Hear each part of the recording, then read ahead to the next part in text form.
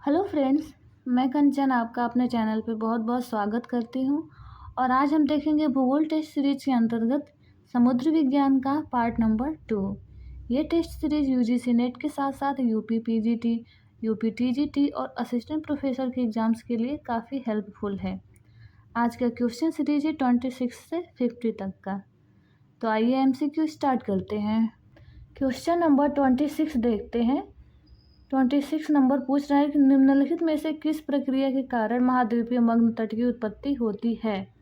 Option A है समुद्र के पास काली मिट्टी का जमाव, ऑप्शन बी है महाद्वीपीय सीमांत के साथ साधारण भ्रंश, ऑप्शन सी है समुद्र तल में सकारात्मक परिवर्तन, व ऑप्शन डी होगा समुद्र तल में वृद्धि के कारण तट का कटा फटा होना।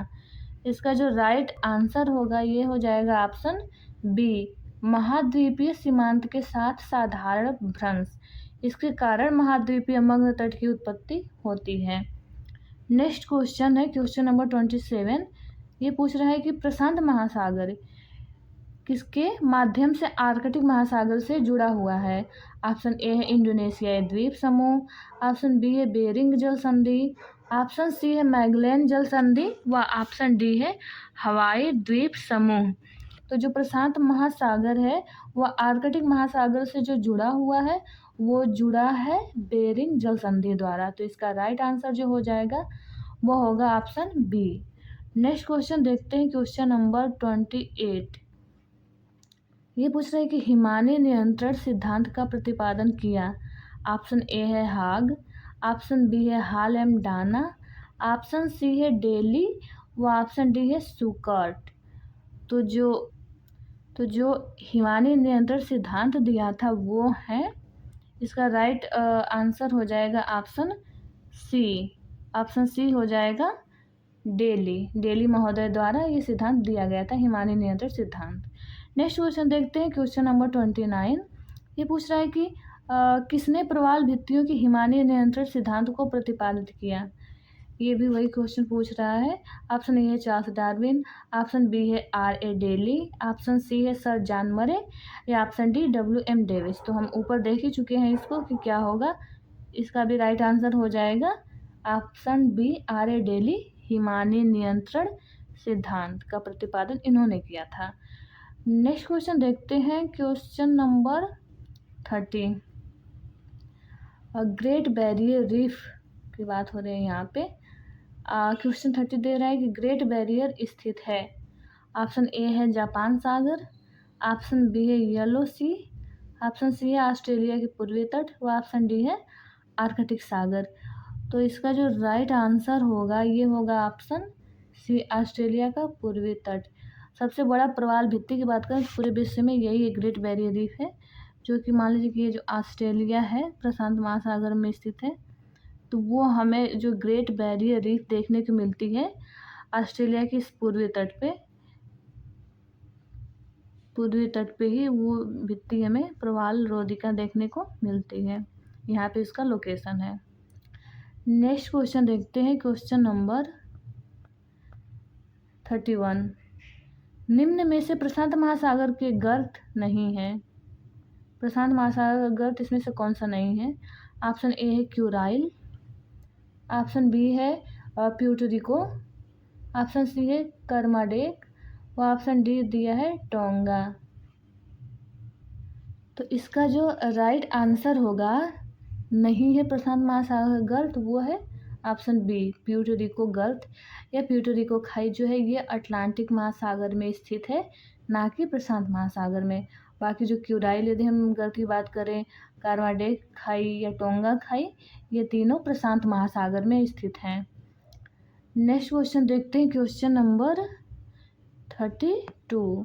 ये पूछ रहा है कि निम्नलिखित में से वह एक जो पूर्वी अंध महासागर की बेसिन नहीं है वह है। ऑप्शन ए है कनारी बेसिन, ऑप्शन बी है लेब्राडोर बेसिन, ऑप्शन सी हो गया स्पेनिश बेसिन व ऑप्शन डी क्या दिया है, डी दिया है कि केप वर्डे बेसिन। तो इसमें जो हम कहें कि पूर्वी अंध महासागर में स्थित नहीं है तो ये स्थित है स्पेनिश नहीं स्पेनिश बेसिन तो हो जाएगा, पूर्वी अंध महासागर में ही स्थित है।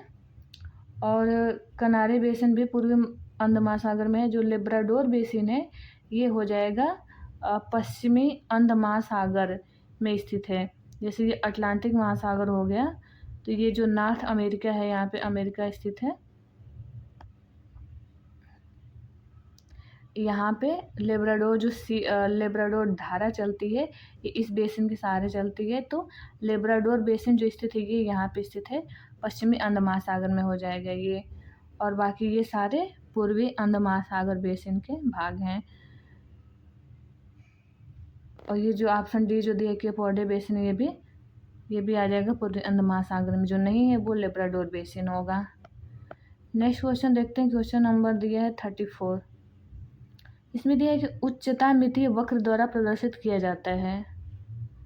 ऑप्शन ए है महाद्वीपीय मग्न तट को, ऑप्शन बी है महाद्वीपीय मग्न ढाल को, ऑप्शन सी है गहरे सागरीय मैदान को, व ऑप्शन डी सागर जल में लवणता परिवर्तन को। तो ये तो नहीं होगा, इसे तो ये तो गलत हो जाएगा, इसको तो नहीं करता है। उच्चता मितीय जो वक्र है ये महाद्वीपीय मग्न तट हो गया, और ऑप्शन बी हो गया महाद्वीपीय मग्न ढाल। इन दोनों को ये प्रदर्शित करता है।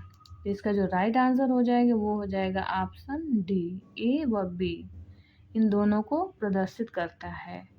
नेक्स्ट क्वेश्चन देखते हैं। Question number 35। अल्बाट्रॉस पठार स्थित है। ऑप्शन ए है हिंद महासागर में, ऑप्शन बी है अटलांटिक महासागर में, ऑप्शन सी है प्रशांत महासागर में, व ऑप्शन डी है अंटार्कटिका महासागर में। तो अल्बाट्रॉस पठार जो स्थित है ये स्थित है प्रशांत महासागर में। ठीक, नेक्स्ट क्वेश्चन देखते हैं। क्वेश्चन नंबर 36 पूछ रहा है कि महाद्वीपीय ढाल महासागरीय नितल के कितने क्षेत्र पर फैला हुआ है। इसमें ऑप्शन ए है 8.5%, ऑप्शन बी है 5.5%, ऑप्शन सी है 10.5% और ऑप्शन डी है 11.5%। तो इसका राइट आंसर होगा महाद्वीपीय ढाल महासागरीय नितल के क्षेत्रफल पे जो इसका विस्तार है वो हो जाएगा ऑप्शन ए, 8.5% क्षेत्रफल पे। नेक्स्ट क्वेश्चन देखते हैं। क्वेश्चन नंबर 37 कोकोस कटक में स्थित है। किसमें स्थित है? ऑप्शन ए है हिंद महासागर में, ऑप्शन बी है अंध महासागर या अटलांटिक महासागर में, ऑप्शन सी है प्रशांत महासागर में, या ऑप्शन डी आर्कटिक सागर में। तो इसका जो राइट आंसर होगा, इसका राइट आंसर होगा ऑप्शन सी, प्रशांत महासागर में। नेक्स्ट क्वेश्चन देखते हैं। क्वेश्चन नंबर 38 बृहत्तम महाद्वीपीय मग्न तट है, कहाँ पे है? ऑप्शन ए है चिली मग्न तट, वहाँ पे है, या ऑप्शन बी है ऑस्ट्रेलिया मग्न तट के समीप, या ऑप्शन सी है साइबेरियाई मग्न तट, या ऑप्शन डी है चीनी मग्न तट। तो जो बृहत्तम महाद्वीपीय मग्न तट है वो है सबसे बड़ा मग्न तट, ये है साइबेरियाई मग्न तट। बृहत्तम है, इसका सबसे क्षेत्रफल अधिक है, सबसे चौड़ा। तो जो साइबेरियाई मग्न तट है इसकी चौड़ाई सबसे अधिक है, ये इसका राइट आंसर होगा। नेक्स्ट क्वेश्चन देखते हैं। क्वेश्चन नंबर 39 सबसे अधिक चौड़ी महाद्वीपीय समतल विश्व के किस भाग से जुड़ी हुई है? ऑप्शन ए है इसमें भारतीय प्रायद्वीप, ऑप्शन बी है साइबेरिया, ऑप्शन सी है पश्चिमी अफ्रीका, व ऑप्शन डी है पूर्वी अफ्रीका। तो इसका जो राइट आंसर हो जाएगा वो होगा ऑप्शन बी, साइबेरिया, जहाँ की सबसे अधिक चौड़ी महाद्वीपीय समतल या महाद्वीपीय मग्न तट है। तो ये होगा बी, इसका राइट आंसर ऑप्शन। और नेक्स्ट क्वेश्चन देखते हैं। क्वेश्चन नंबर है 40। ये पूछ रहा है कि अंध महासागर में सबसे गहरा बिंदु है, या फिर गर्त पूछ रहा है कि सबसे गहरा गर्त इसमें कौन सा है। तो ऑप्शन ए है टोंगा गर्त, ऑप्शन बी में दिया है प्यूटरिको खाई, ऑप्शन सी दिया है मेरियाना खाई, और ऑप्शन डी है क्यूराइल गर्त। तो ये तो नहीं होगा। और तो इसका जो राइट आंसर हो जाएगा ये होगा ऑप्शन बी। जो प्यूटरिको खाई है ये अंड महासागर का सबसे गहरा बिंदु है। नेक्स्ट क्वेश्चन देखते हैं, क्वेश्चन नंबर 41। ये पूछ रहा है कि निम्नलिखित सूची 1 के साथ सूची 2 को सम्मिलित कीजिए और तथा नीचे दिए गए कूटों में से सही उत्तर चुनिए। एक तरफ है सूची 1 में दिया है महासागरीय कटकें और सूची 2 में है उसकी अवस्थिति, किस महासागर में, किस सागर में स्थित है इन कटकों की स्थिति। ऑप्शन ए में दिया है लॉर्ड होवे कटक, ऑप्शन बी में दिया है वेरिल थॉम्सन कटक, ऑप्शन सी में दिया है प्रिंस एडवर्ड क्रोजेट कटक और ऑप्शन डी जो है ये दिया है वाल्विस कटक। तो आइए इसको मिलान करते हैं, क्या होगा इसका। इसका जो राइट मिलान होगा वो होगा ऑप्शन ए का जो लॉर्ड होवे कटक दिया है। तो लॉर्ड होवे कटक जो स्थित है ये स्थित है ये हो जाएगा आपका दक्षिण पश्चिम प्रशांत महासागर में। ये हो जाएगा दक्षिण पश्चिम प्रशांत महासागर। वीविल थॉम्सन कटक की बात करें तो ये हो जाएगा उत्तर आंध्र महासागर में। प्रिंस एडवर्ड क्रोजेट कटक की बात करें तो ये स्थित है दक्षिण पश्चिम हिंद महासागर। वो वाल्विस कटक हो जाएगा, वाल्विस कटक दक्षिण आंध्र महासागर। ये इसका सही मिलान है। नेक्स्ट क्वेश्चन देखते हैं, क्वेश्चन नंबर 42। अल्यूशन तथा मेरियाना खाइयों का निर्माण हुआ है। ऑप्शन ए दिया है अपसारी प्लेट किनारे के सहारे, ऑप्शन बी जो है ये दे रहा है कि अभिसारी प्लेट किनारे के सहारे, ऑप्शन सी है ट्रांसफॉर्म फ्रंस प्लेट किनारे के सहारे, व ऑप्शन डी है संरक्षित प्लेट किनारों के सहारे ज्वालामुखी द्वीपों का निर्माण हुआ है। तो ये दिया है कि द्वीपों का निर्माण 2 महासागरीय प्लेट के विसर्जन से होता है। तो इसका जो राइट आंसर होगा ये होगा ऑप्शन बी, अभिसारी प्लेट किनारे के सहारे निर्मित हुई हैं। इन खाइयों का अल्यूशन और मेरियाना खाइयों का निर्माण हुआ है कन्वर्जेंट प्लेट बाउंड्री के सहारे। इसमें इधर जो एशिया के लिए हम देखें तो जो इधर यूरेशियन प्लेट हो गई, यूरेशियन प्लेट, और ये जो होगी पैसिफिक प्लेट, इधर पैसिफिक हो गई, इधर यूरेशियन हो गई। तो यूरेशियन प्लेट के सहारे हम देखें तो जो महासागर होते हैं, जो महासागरीय प्लेट है उनका डेंसिटी बहुत अधिक होता है महाद्वीपीय प्लेट की डेंसिटी की अपेक्षा।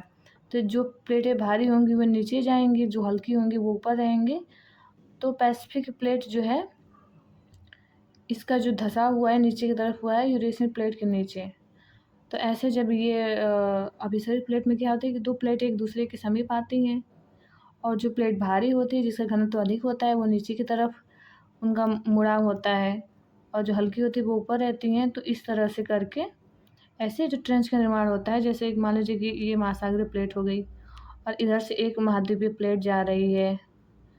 तो क्या होता है कि महाद्वीपीय प्लेट इसका घनत्व अधिक होता है तो फिर ये नीचे इसमें भ्रंशित हो जाती है और इस तरह से यहाँ पे हमें ट्रेंच का निर्माण देखने को मिलता है। तो वही यहाँ पे जो है अभिसारित प्लेट किनारे के सहारे एल्यूशन और मेरियाना खाइयाँ हमें देखने को मिलती हैं जो कि पैसिफिक ओशन में स्थित हैं।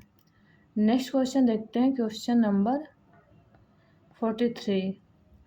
निम्नलिखित कथनों का परीक्षण करें तथा नीचे दिए गए कोड का उपयोग करते हुए सही उत्तर का चयन करें। इसमें से सही उत्तर कौन सा है। ऑप्शन ए दिया है कि एटाल प्रवाल भित्ति के वलयाकार द्वीप हैं। जो एटाल प्रवाल होते हैं, प्रवाल भित्ति के वलयाकार द्वीप होते हैं। ऑप्शन बी है चौरस शिखर युक्त ज्वालामुखी के जलमग्न द्वीप ग्योट कहलाते हैं। ऑप्शन सी है महासागरों में मग्न ढालों का औसत ढलान लगभग 10 डिग्री होता है और इसमें से ऑप्शन ए डी है ए बी सी तीनों सही है, या ऑप्शन बी है ए तथा सी सही है, ऑप्शन सी है केवल ए सही है, या ऑप्शन डी है कि ए तथा बी सही है। तो इसमें जो सही होगा एटाल प्रवाल भित्ति की वलयाकार द्वीप है, ये भी सही है। चौरस शिखर युक्त जो ज्वालामुखी के जो जलमग्न द्वीप होते हैं, जलमग्न हो जाते हैं, चौरस होते हैं और ये सागरों में डूबे हुए रहते हैं, तो ये जो होते हैं ये ग्योट कहलाते हैं। ग्योट ये हमें महासागरों में देखने को मिलते हैं। और महासागरों के में मग्न ढालों का औसत ढलान लगभग 10 डिग्री होता है, तो ये तो गलत है, 10 डिग्री नहीं होता है। तो इसका जो राइट आंसर हो जाएगा वो हो जाएगा ऑप्शन डी, ए तथा बी सही है इसमें से। नेक्स्ट क्वेश्चन देखते हैं, क्वेश्चन नंबर 44।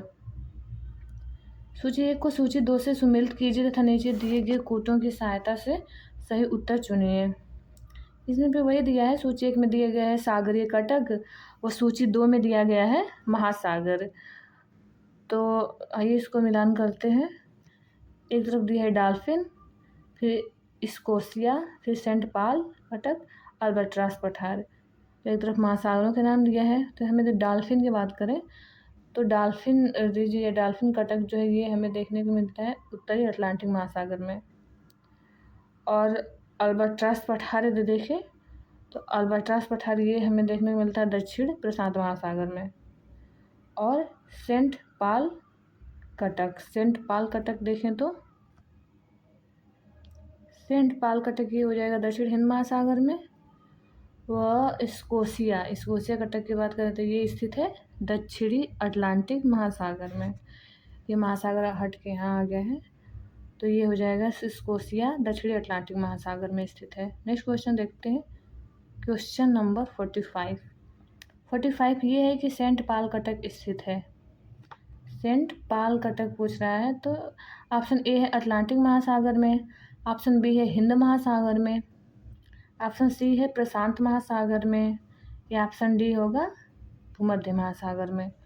तो जो सेंट पॉल कटक स्थित है ये स्थित है हिंद महासागर में। इसका जो राइट आंसर होगा ऑप्शन बी होगा हिंद महासागर में। नेक्स्ट क्वेश्चन देखते हैं, क्वेश्चन नंबर 46।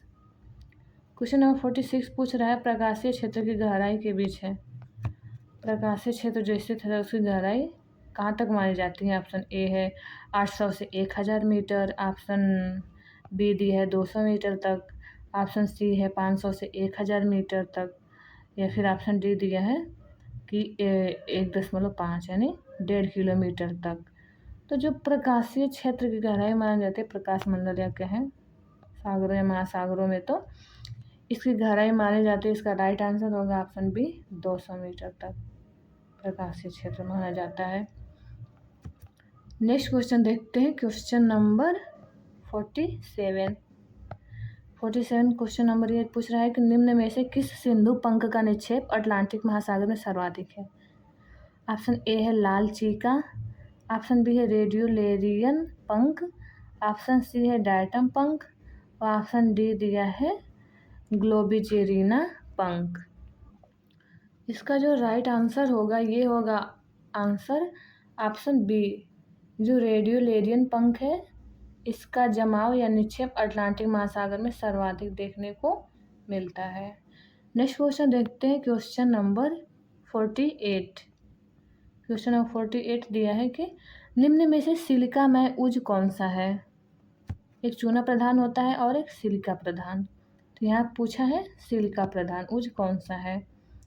तो देखते हैं, एक ऑप्शन ए दिया है टेरोपाड उज, बी में है डायटम, सी में है ग्लोबिजेरिना और डी में रेडियोलेरियन। तो जो सिलिकामय उज है, सिलिकामय उज ये स्थित है ये किसमें कौन कौन सा सिलिका प्रधान है। तो जो टेरापॉड और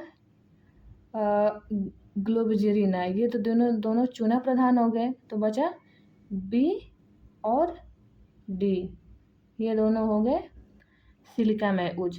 तो इसका राइट आंसर हो जाएगा ऑप्शन ए, बी और डी, डायटम और रेडियोलेरियन जो है ये सिलिकामय उज है।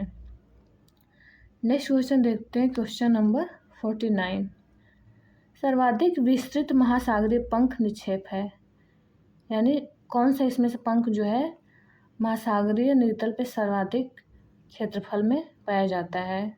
ऑप्शन ए है ग्लोबिजेरिना, ऑप्शन बी दिया है डायटम, ऑप्शन सी है टेरोपॉड व ऑप्शन डी क्या दिया है रेडियोलेरियन।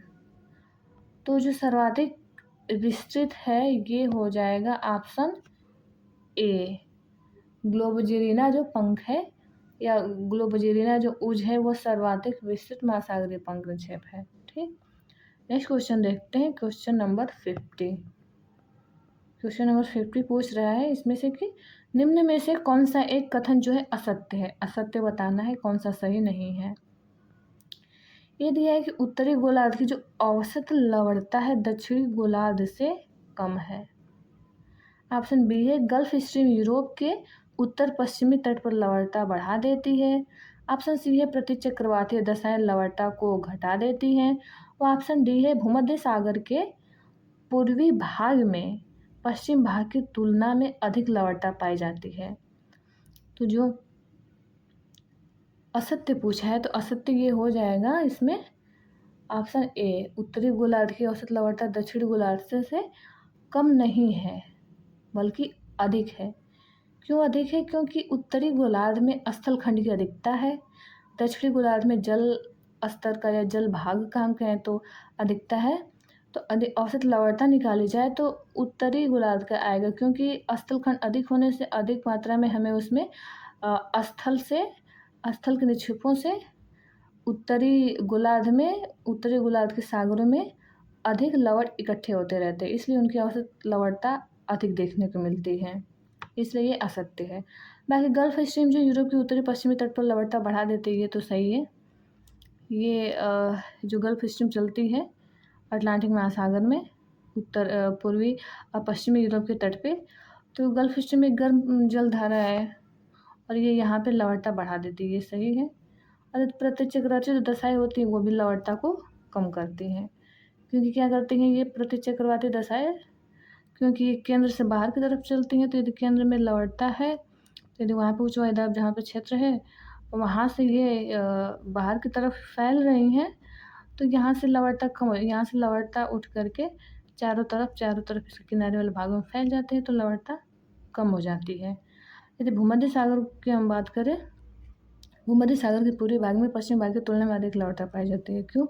क्योंकि मान लीजिए ये भूमध्य सागर है, तो भूमध्य सागर का जो पश्चिमी भाग है, पश्चिमी भाग ये अटलांटिक महासागर से जुड़ा हुआ है, तो अटलांटिक महासागर से जुड़ा है, और जो इसका पूर्वी भाग है ये स्थल खंडों से अधिक घिरा हुआ है। तो स्थल खंड से घिरे होने का स्थल खंड से संबंधित नदियाँ आती हैं और स्थल खंड से जो निक्षेप लाते हैं तो लवणता भी उनके साथ आती है, तो इसलिए पूर्वी भाग में लवणता अधिक पाई जाती है। स्थलों से नदियों द्वारा जो लवण शेष होते हुए ला के इसमें निक्षेपित किए जाते हैं, तो यहाँ पे लवणता अधिक रहती है। और जो पश्चिमी भाग है ये खुले महासागर पूरे अटलांटिक महासागर से जुड़ा है, तो यहाँ की लवणता कुछ कम होती है। तो ये आज का लास्ट क्वेश्चन है। फिर हम मिलते हैं नेक्स्ट वीडियो में। ये वीडियो देखने के लिए आप लोगों का बहुत बहुत धन्यवाद।